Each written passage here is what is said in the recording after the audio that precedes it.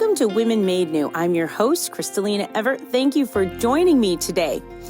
With that being said, it's a time right now to prepare our hearts, to prepare our mind, and maybe look at the fruits in your life. And not just look at the good fruits, because that's what we all want to look at, right? And that's so easy to do. And all the wonderful blessings that God has given us, because if you really take time and you contemplate, everyone has had blessings in some way, shape, or form that God has given you. And maybe that blessing comes in overcoming an addiction or a vice or a sin, or maybe you're getting better in your marriage or your relationship with your children, or maybe you moved and got a better job. Whatever it may be in your life, we all have some good fruits that we can thank God for.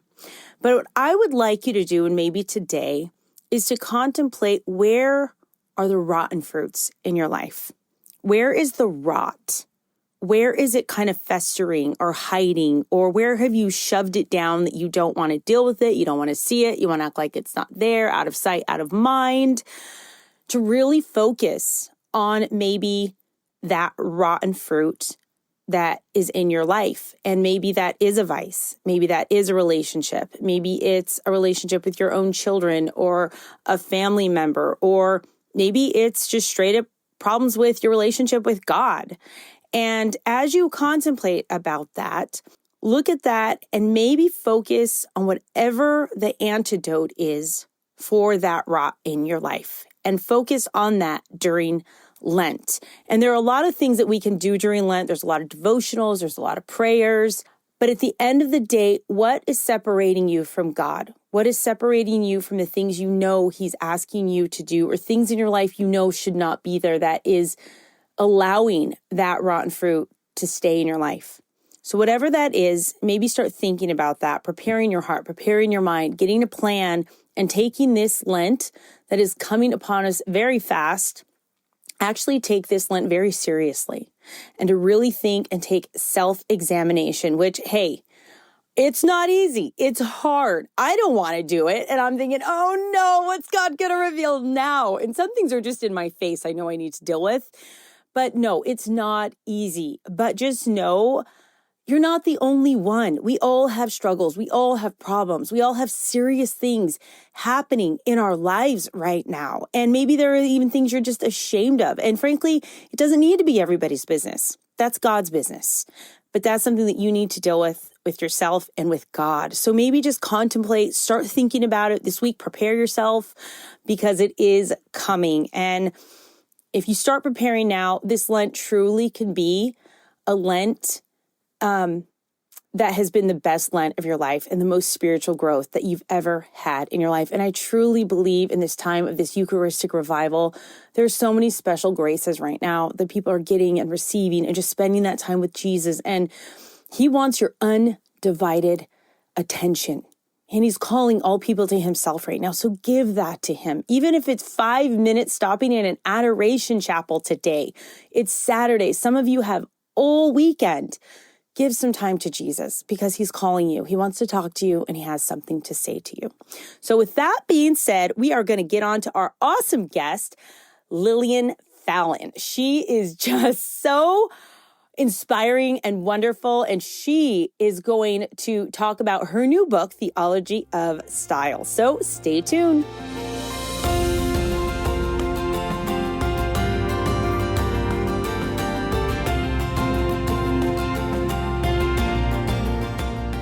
Welcome to Women Made New. I'm your host, Crystalina Evert. Thank you for joining me.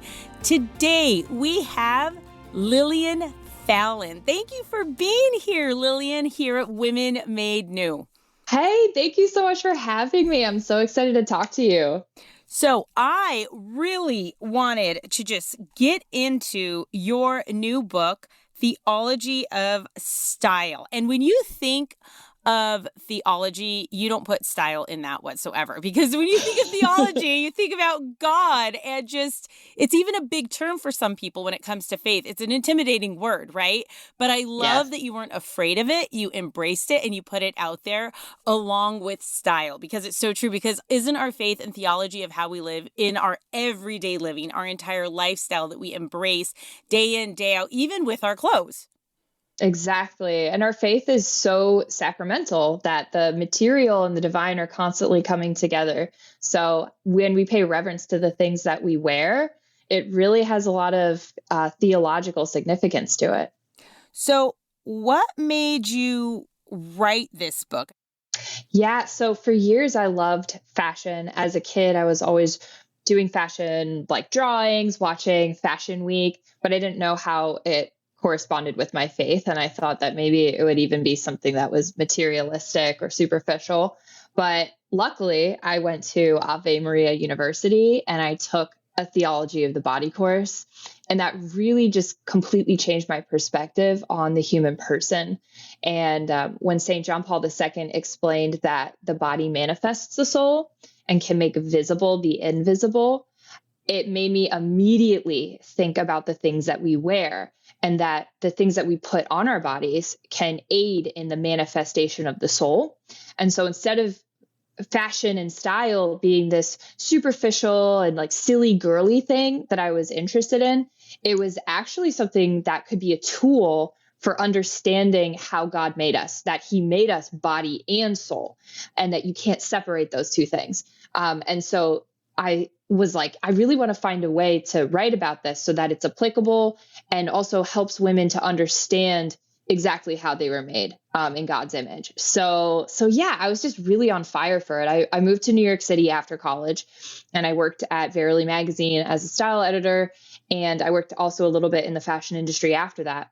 And I really felt like there's such a need for women to understand their inherent worth. And personal style has been such a helpful tool for me in understanding my worth. So I just wanted to create a book that would also help others. So, how does this book help them in, like, let's say they're going shopping and they need to find an outfit for a wedding or prom? Yeah. Things like how can this book apply to those hard choices? Because sometimes it honestly Mhm. isn't easy. There's so many more options out there now than there has been in regards to modesty, but it still can be a Mhm. bit of a challenge. Yeah. So I really wanted the book to do a lot of that foundational work of helping us to understand exactly how God made us. So what does it mean to be made in his image? And what are we called to? And what are we made for? Because if we do that groundwork of understanding that we're unrepeatable, one of a kind individuals, um, it impacts your personal style. So for me, when I got really caught up in trends, when I lived in New York City, it's kind of hard to actually escape the desire to be trendy and fit in. I lost that sense of individuality. Mm. And when I went back to studying St. John Paul II and his works, the quote that he is really famous for, which is that every human person is unique and called by name from eternity. That was such a that was just such a lightning moment for me when I was like, wait a minute, I am made unique and one of a kind. God says that, he wanted me to exist. So that for me, I was like, okay, well, then I should dress in a way that communicates that. And then after that, my personal style can develop from that knowledge, that first knowledge of knowing that God made me. So in the book, I really try and go through, okay, what is it? First of all, is personal style a legitimate artistic expression? Is it something that is silly? Or is it something that St. John Paul II would have been on board with? And I go through a lot of reasons why I think that. And then I go through the psychology of personal style and how even there are psychologists who talked about how the clothing is an extension of the human body, of the human person.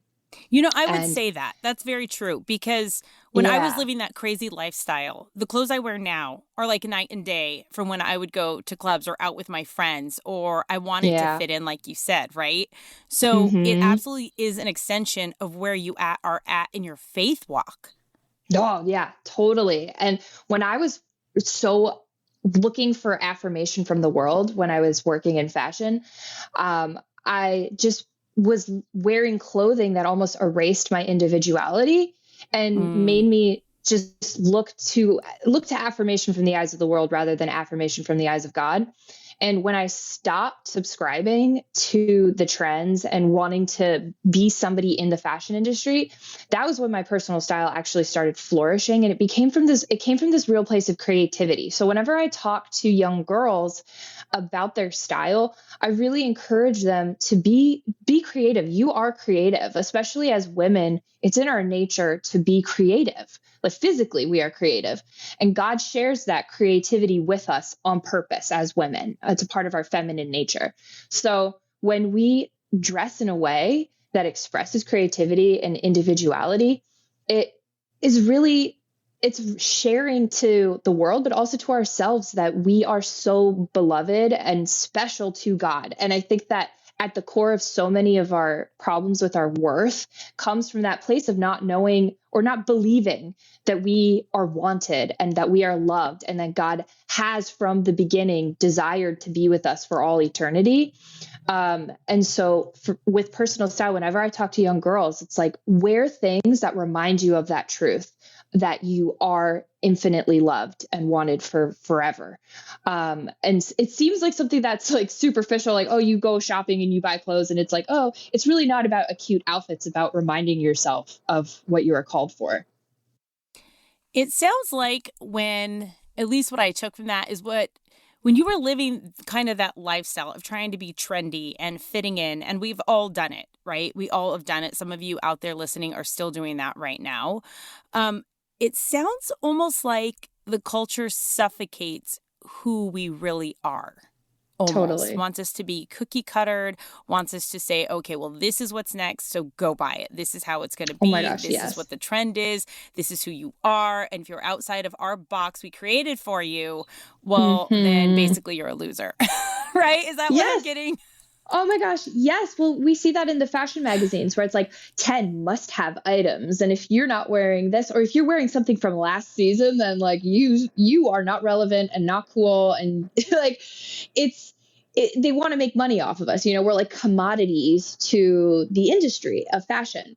And when a truly Catholic belief is that we are so one of a kind, and that we aren't called to fit in with everybody. As Catholics, we're called to stand out and be a voice in the wilderness. And when we dress in a way that proclaims how beautiful and unique we are, that causes others around us to look at us and say, wow, okay, they're expressing a beauty of their internal that is really pointing to where did it come from? Because I talk a lot about in my book about how all beauty points towards the divine.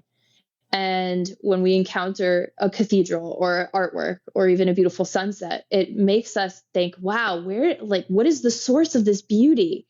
And as women, we have this opportunity to wear things that when those encounter us and they encounter who God has made us to be, it makes them think of who created this person. So it can really be an evangelizing thing, too. Again, we are here with Lillian Fallon, and we are discussing her book, Theology of Style. And one thing I think that is being missed is that message and that belief, Lillian, of we are unique. We are our own individual person that no one is replicates us, right? Yeah. And I am unrepeatable. I have no competition on this planet walking that is living, breathing me, Crystalina. There is no competition here. But I love that, the way you said that. Yes, no competition. I heard a pastor actually say, a woman I was listening to, and it was so beautiful, and I never heard it that way. And it made so much sense to me that we are without rival. Because to have a rival is someone that is equal to who you are or equal to what you have. Or I have no rival. There's no one equal to me. I am my own. I'm my own fingerprint, basically, right? And so I think in this cutthroat culture that we live in of competing, one-upping, and being better than kind of defeats that way of thinking. So absolutely, absolutely. I love that there is no competition because you are the only one who is you.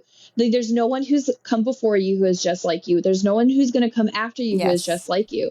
And when we're online and we're on Instagram, TikTok, we're constantly seeing people who, like, there's this weird assimilation. Have you noticed that there's kind of, they talk about like Instagram face where girls are getting plastic surgery to sort of just look like each other. Ooh. Yeah, it's people, the uniqueness of the human person physically is being diminished in our culture, where they're chipping away at the things that make them who they are, the history of, their family lineage and all of their characteristics. And I think that the voice of the devil is saying, hey, like, you aren't special to anyone. Like, you just need to be seen as a commodity to the social media, or to, in worst cases, to sexual appetites. And the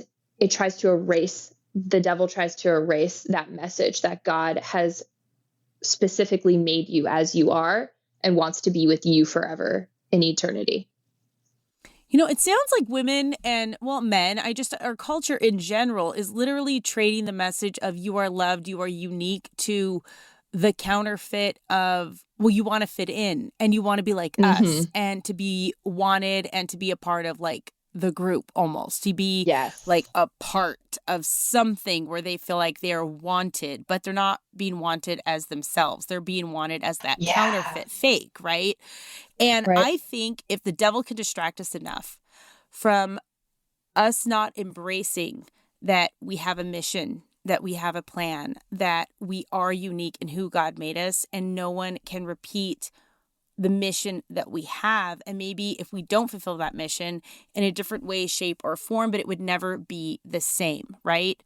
And if women can actually embrace the gifts that God gave them, embrace and not be afraid of that uniqueness that He has given them as that beautiful gift, that we are a force to be reckoned with when we are in sync with all of that and our relationship with God. And I think that scares the devil. And I think that we can weaponize in a spiritual way who we are in that uniqueness. And if the devil can't handicap us in that, well, the battle's half won, right? Totally. Well, our culture has replaced the government, or social affirmation, that's kind of replaced who God is in our culture. People look to the popular opinion for hey, you're doing a good job, like, you're a good person, instead of looking to God to affirm, hey, you are doing good, like, you're on the right track. And so when you have the popular culture kind of just like take over and tell us this is what's acceptable, this isn't what's acceptable, then of course it's going to be like, oh, well, I have to do what the culture says to kind of give me the check mark of approval, because that's what I view as God now. How did you break free from that when you were in New York and trying to be trendy and fit in, and just kind of like, because I'm sure there was a level of just insecurity and just like, okay, just kind of mapping your life out there, right? And just kind of like going with the flow. I see that. And you're kind of just in the beginning trying to fit in. But how did you break free from that? Because a lot of people in their life just snowball and they don't break free, but you did. So how did you do that? I was really unhappy at the core of it all. I kind of had everything that I thought I wanted, which was this fabulous New York City lifestyle. And I still, at the end of the day, would be praying for more things, but it wasn't really praying. It was just kind of, I want. And there's this big moment for me where I was walking down the street and I was passing a building that had mirrored glass. And as I looked for myself in the crowd, I could not find myself. I was just completely lost amidst all of the bodies. I just didn't stand out anymore. And it took me aback, and it was kind of that like wake up moment where I realized that I had really lost myself because I was just trying to fit in with the crowd. But the girl who used to wear vintage 1950s poodle skirts to school, and that girl was gone. And what was replaced was this monochromatic clone of everybody else in New York. And my spiritual life also was just really lacking. I had no concept of my self-worth or my value because I needed to be someone in New York in order to have worth. And since I was trying to climb and be that person and it wasn't happening for me, of course, I felt like garbage. So what I did was I completely stopped shopping fast fashion. It was a cold turkey type of a situation. And I stopped reading the magazines. I stopped looking at the style influencers online. And I kind of went back to basics of, okay, how can I find things that actually affirm to myself that I am one of a kind and loved by God? So I did that. But then I also, New York is as New York does. And I was like laid off from my job. I was struggling to survive in New York. And God kind of stripped me of everything that I thought made up my worth, which was, being a cool fashion New York City girl. And I was back at home at my parents and just trying to survive. And so I had to pray a lot and pray for guidance. And eventually that prayer did lead me to a job at my favorite fashion label. But it was like a very short gig. And I thought it was my big break. And I prayed the St. Joseph Novena to secure me a permanent job at that label.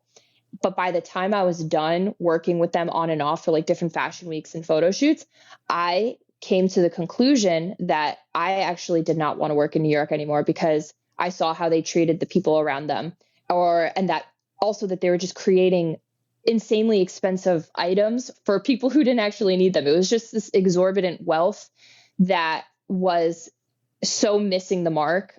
And they were creating things just for the 1%. But I still felt like there was a need for women to use clothing as a way to help them in their day-to-day lives. So I broke away. God kind of pushed me, dude. He was sort of God was okay, girl, I know you really want to work here and I know you want to survive and succeed in this industry, but hey, let me really show you what this is like. And then I'm going to let you decide if you want to continue. And I had this big moment. I was at a photo shoot and it was all week we had been preparing for this photo shoot. Famous model, famous photographer, famous designer label. It was the biggest deal. And in the middle of the shoot, the designer asked me to go babysit her kid at a playground and to take him out for ice cream, which was fine. But also at the same time, I missed the entire photo shoot that I had been working on. And as I was walking with the sweet little boy back to the photo shoot, realizing that I had missed the shoot that I had been working on the team with all week, I was I don't want to do this. I don't have to do this. I don't want to be in this anymore. And I felt so released. And then I felt God pulling me to write. And I prayed specifically for direction. And while I was in a church praying, this was a few months down the road, he very much spoke to me and told me that I'm a writer, so I need to write. And I decided to dive into theology of the body through this lens of personal style. So yeah, that's kind of, I guess, I think that I went into the story a little bit more than you wanted me to, but no, but yeah, that's basically it. That was actually perfect. And I thank you, Lillian, for actually going that deep within yourself and telling and sharing your story, because that is what I was looking for. That's what I wanted to hear, because it's so beautiful. The fact that God's okay, Lillian, go do what you want. I'm going to watch you. I'm going to let you do your thing. And I'm going to sit here and wait for you. And isn't that what he does? He just is okay, go. Just you have at that. And then you see, girl. Yep. Yes. And then he always is pursuing us, though, in the midst of our running away from him. He's always calling us back. He's always pursuing us because we are a part of him. And he never leaves us alone. And he'll let us fall as far as we want to go, but still through the fall, he's with us, right? Mm-hmm. But at the same time, it's always our decision to pick ourselves up, show up to our fight, and listen to the small, still voice of him calling us back, right? Exactly. Yep. He led me there on purpose. And I also think that St. Joseph was very instrumental because he's St. Joseph the worker. And I prayed the novena to find employment. And I was really leaning on St. Joseph. And when he brought me to the dream job, and then I, of my own, just like ponderings and realization came to like, oh, I actually don't want to do this. I could almost feel him being like, yeah, yeah. I thought you might say that. It's almost like, well, I'll bring you to McDonald's, I guess, but I have something so much more for you. So you just go have at that, and then you can come back and I have something much better, right? Isn't that how we live sometimes? Exactly. I would have never thought that I would be giving talks at like Catholic conferences about personal style and theology of the body and how much God loves you. I would have never thought that. I'm living back in my hometown, sort of. I have a wonderful apartment that I love. I have a job at my diocese that I love. I am so happy where I am in my life, like so happy and so grateful. But if you had told me back when I was struggling in the New York City scene that I wouldn't be living in like a penthouse apartment in New York City, I would be like, okay, cool. Like, where's the nearest like bridge? But now it's like, oh my God, we have to trust like in the pitfalls of our life, like the suffering, like the deep valleys where we're like, God, where are you? What is the guidance here? I don't understand. I'm suffering. This is so hard. We have to hold on, hold on, because you're going to be led to a place where you're far happier than you would have, that your own plans you could have ever conceived. I truly believe that if I was in some fancy apartment and jet setting to Paris and blah, blah, blah, I know that there would be a void and a hole in me. And I'm so grateful that God has led me to a place of greater fulfillment. Oh, again, we are here with Lillian Fallon talking about her amazing, awesome book, Theology of Style. And we are going to take a quick break with our friends over at EWTN, and we will be right back. So stay tuned.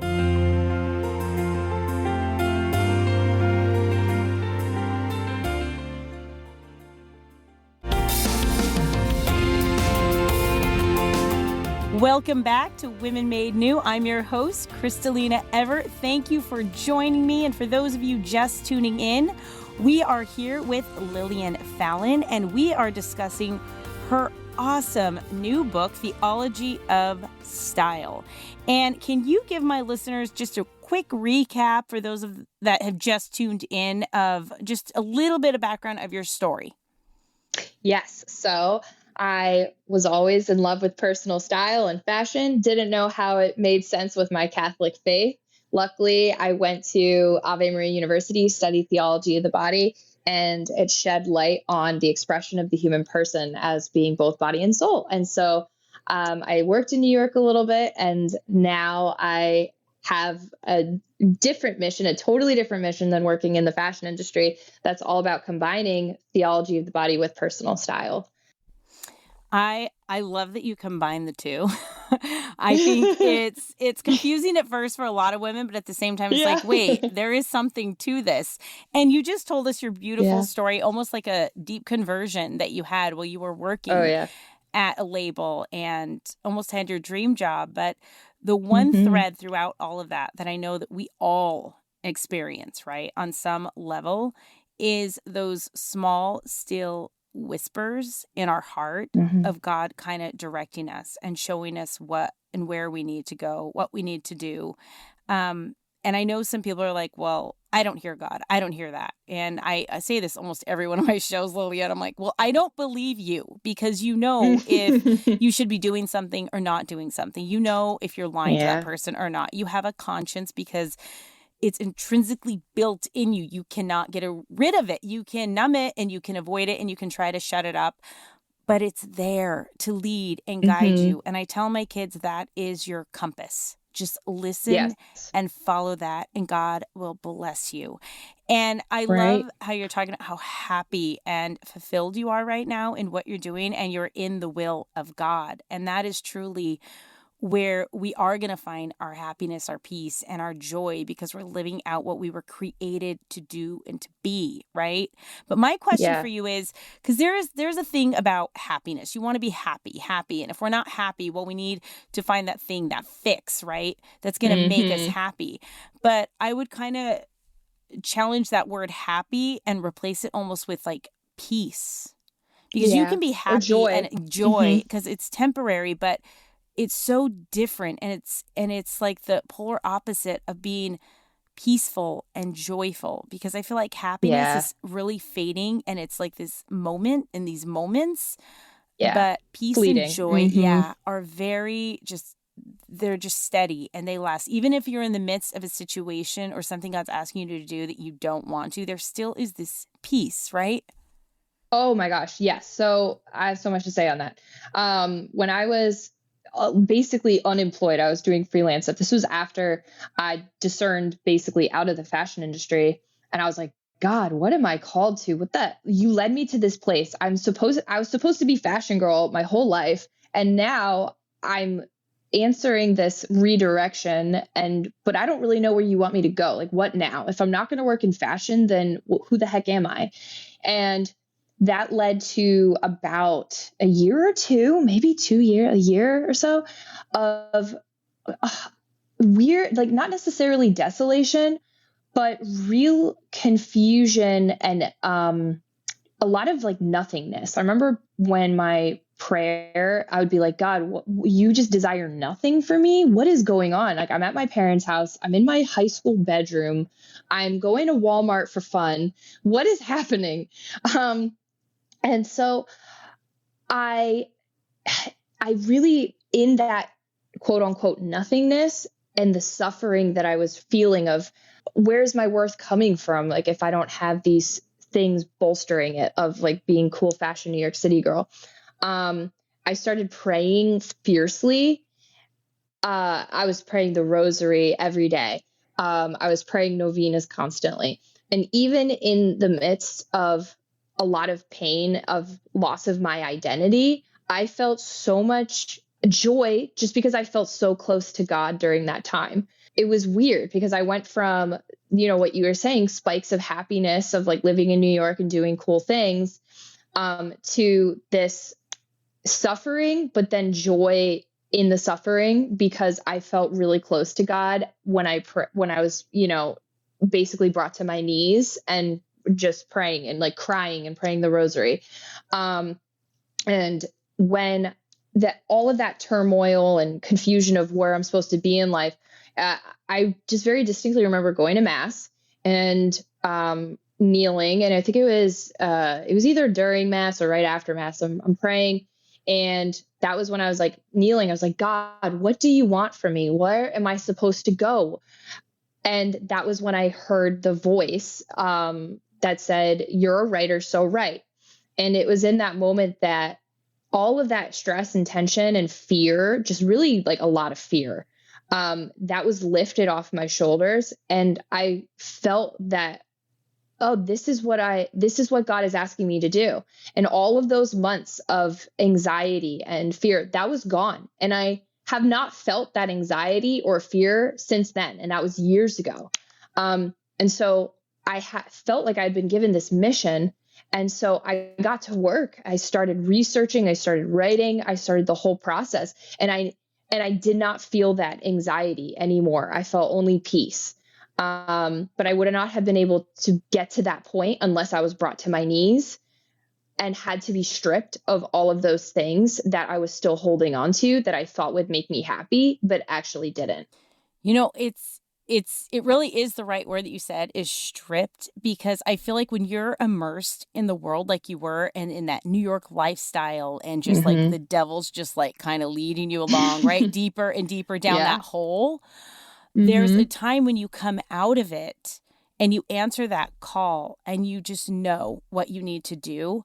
There almost is a season of that desolation, of stripping, of a shedding of the world. And I feel like there has to be a time in a person's life, and I've experienced it on different levels in my own life, Lillian, of just having to be stripped of the world in the sense of my way of thinking, my clothes, what I'm listening to. Like God is really stripping you of who you were in the world, and kind of it's almost like you become this new person in him in the spiritual realm too.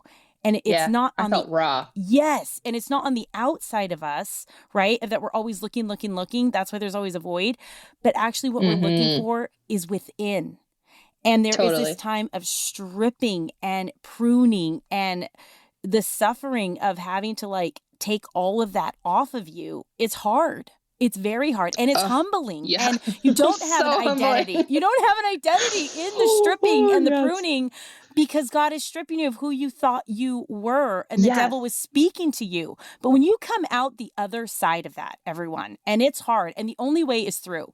There's no shortcuts. There's no way around. Yeah. The only way is through, but there is another side. It is temporary. But when you come out on the other side, you know, to a certain extent, who you are. You have direction, you have mission, you have peace, you're living in the will of God, and he is with you, right? And you can always go to prayer. And if you don't know, you wait to hear on God. But through that suffering, I feel like in the end, right?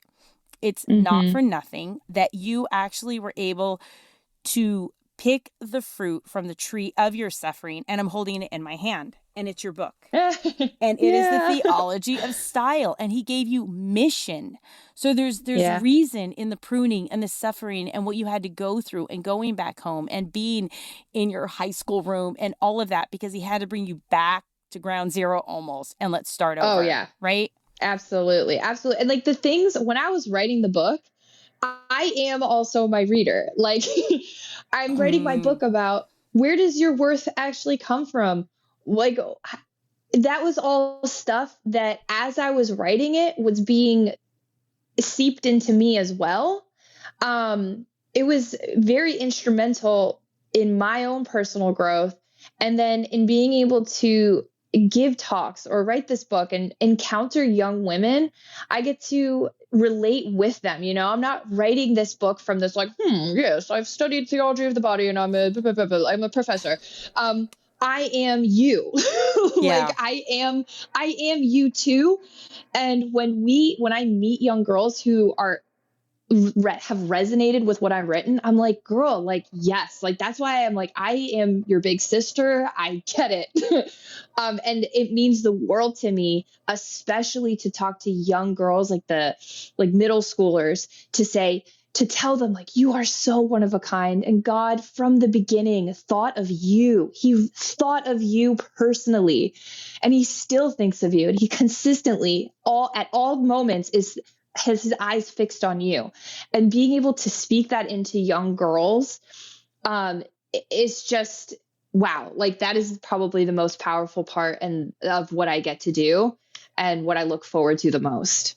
I love that, and helping raise that next generation of young women in that worth and their value that God has for them, right? And that everyone has a seat at God's table. No one's taking my seat. No one's taking your seat. It is yours. No one can replace you. No, it's yours and yours alone, but we have to show up to the table, right? Yes.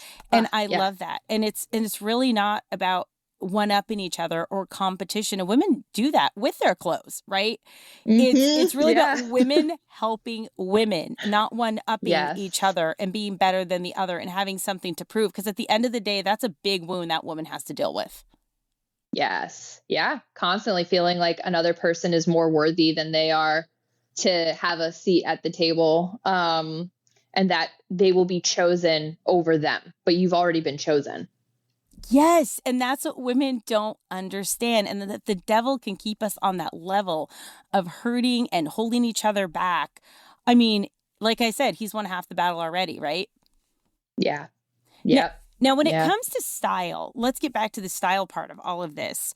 When Yeah. you think of style and theology and the Catholic faith, a lot of the women go to, well, and I think it's just our upbringing and why we think this. And it's just a lie that is, I think, goes down through generations in the Catholic Church of you have to be frumpy, unstylish, wearing baggy clothes, t-shirts, and the jean skirt. That's just the staple. And then if you do that, well, okay, then you're holy. But my clothes don't make me holy. My car doesn't make me holy. My relationship with Jesus makes me holy. But can you kind of speak to that lie that, fashion is a vanity and it's vain? Because I don't believe that, but I want to hear it from you. Yes, absolutely. I mean, that was my struggle for years. I thought that me loving this expression of self through clothing inherently made me superficial, because we all, we hear, the parable of the young rich man, and it's like, okay, you got to leave your material things and kind of go for the sackcloth look, and that will make you more virtuous.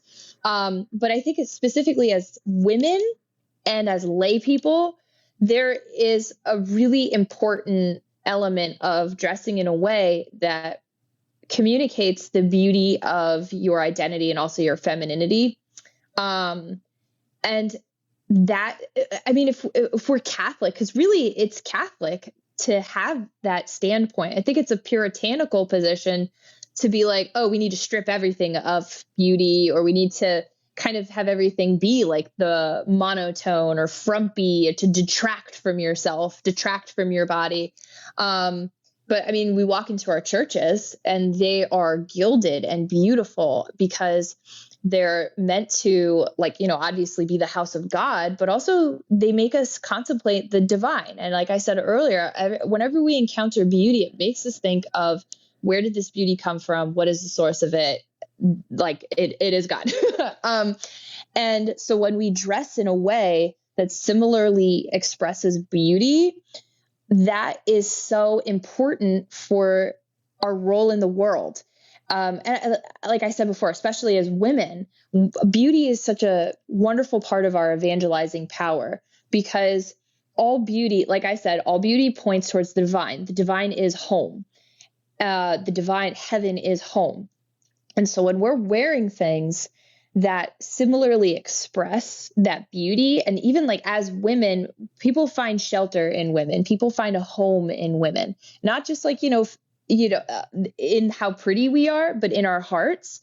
And when we express ourselves and make visible that intangible beauty of the human soul, the feminine soul, that is just so powerful. It can really change the world. Like, the quote, beauty will save the world. I think that as Catholics, we really have to prioritize maintaining beauty.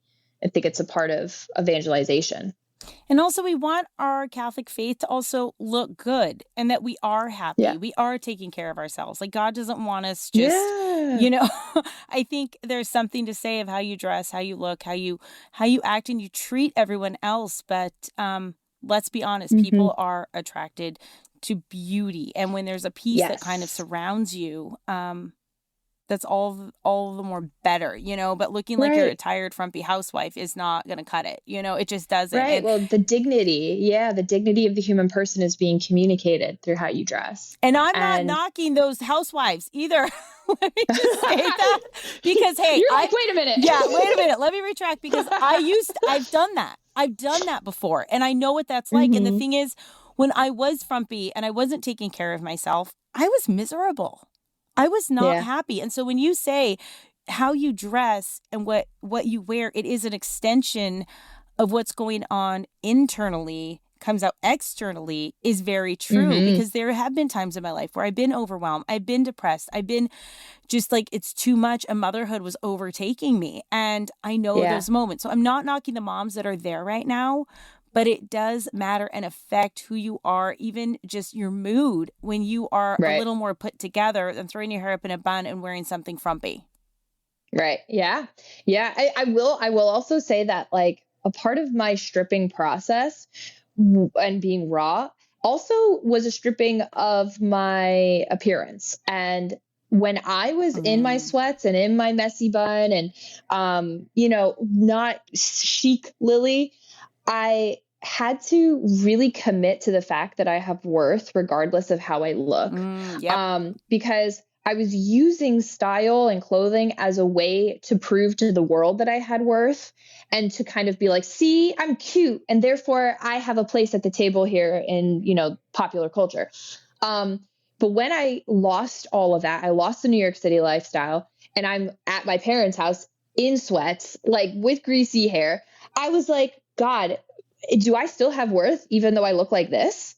And so in an interesting way, I had to challenge myself to go out in my frumpy clothes, my sweats and whatnot, and kind of say, hey, I have worth no matter what. Like if I look like this, it's the same as when I'm wearing my snazziest outfit. I still am deserving of respect and I have dignity that cannot change.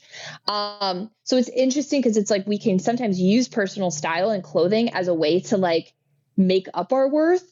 And so it's so important to do the work first. And that's kind of like what the book sort of focuses on is like, where does your worth actually come from? And how can style just be a tool in your tool belt to further affirm that for yourself, for style not to be the end goal, because it's not a book where you open it up and you're like, cool, now I have to go shopping and buy all these things so that like I'm a good Catholic and this proves that I have worth. It's more like, hey, this is where you get your worth from. This can be something that helps you to know that every day. But if you choose not to do this, like your worth is the same. So yeah, like it's interesting because also the psychological connection at the same time is that, okay, yeah, I put on something and I feel more ennobled. Like I will put on a blazer and I feel sharp. I feel like ready to take on the day. So there is that two-way street of that relationship with the things that we wear. So yeah. I feel like clothes can almost be a fake armor that we put on ourselves.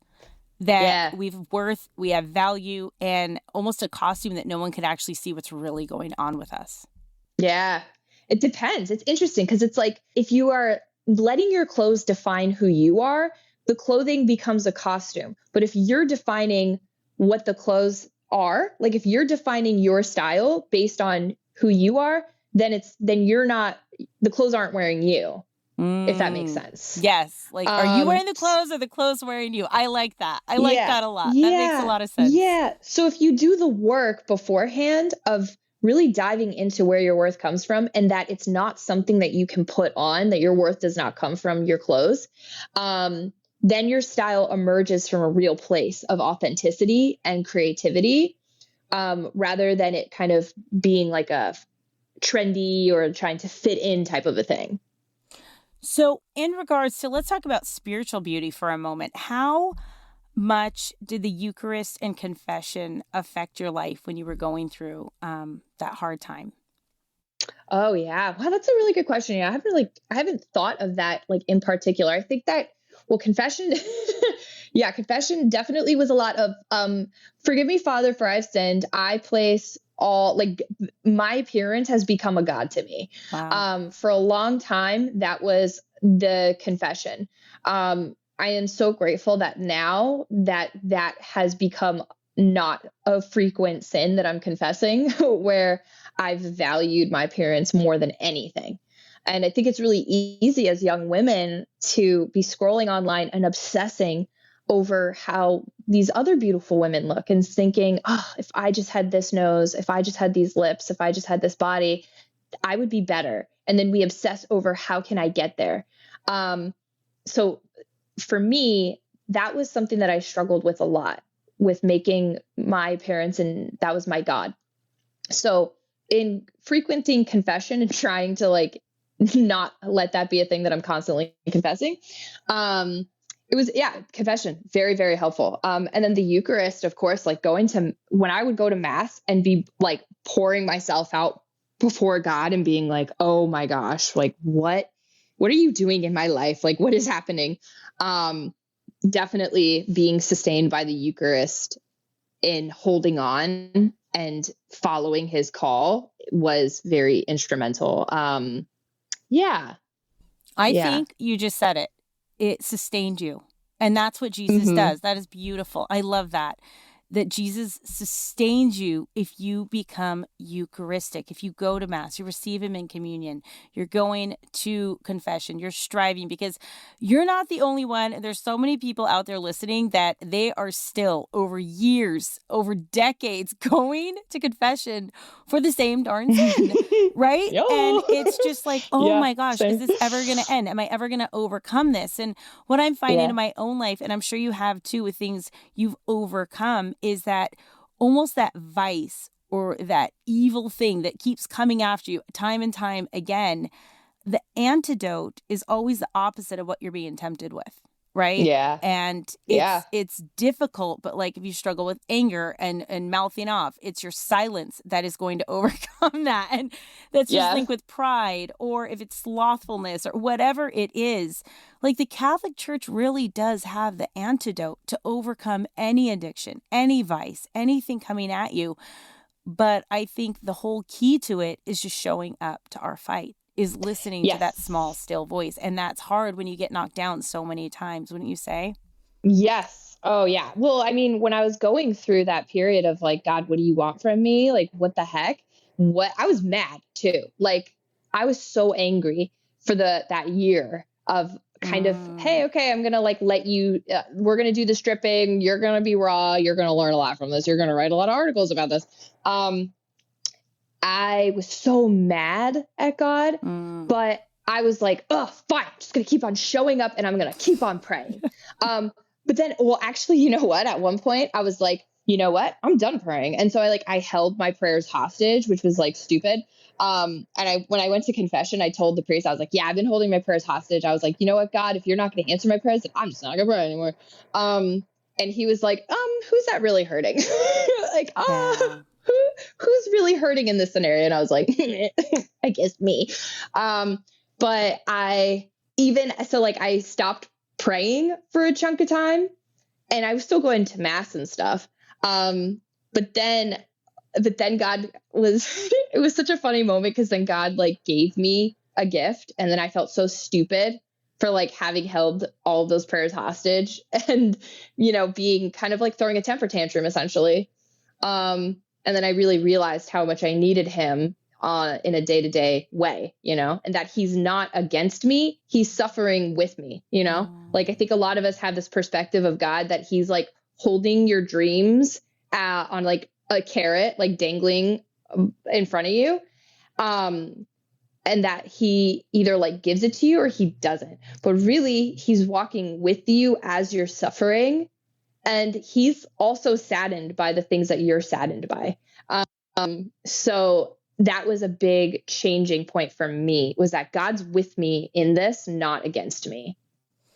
Lillian, I love your story. I love what you have created and the gifts that God has given you. And you are just going to help so many women. And no, I will be praying for you. Where can people find you and your book, just everything about you right now? Thank you so much. I had an amazing time talking to you. You can find me on Instagram at Lillian_Fallon. And you can find Theology of Style at ascensionpress.com/Theology of Style. Also, I'm on YouTube with Ascension Presents.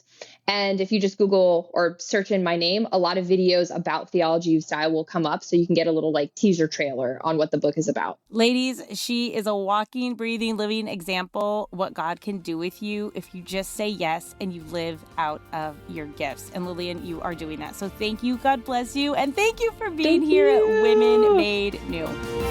Thank you.